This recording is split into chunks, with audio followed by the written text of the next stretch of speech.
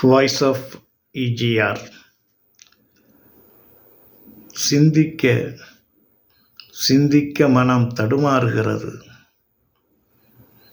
தடுமாற்றம் எங்கே இருந்து வருகிறது? நமது அகத்திலே ஏதோ ஒரு வெற்றிடம் இருப்பது.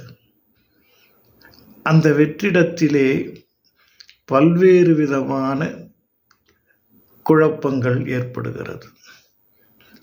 அந்த வெற்றிடத்திற்கு நாம் ஏன் இடமளிக்க வேண்டும்? வெற்றிடத்தை நாம் ஏன் உருவாக்க வேண்டும்? இது நாம் அறியாத புரியாத புதராக இருக்கிறது. ஒரு நிமிடம் நாம் முழு மனதோடு ஒரு காரியத்தை சிந்தித்தால் அங்கே வெற்றிடம் என்பது இல்லை.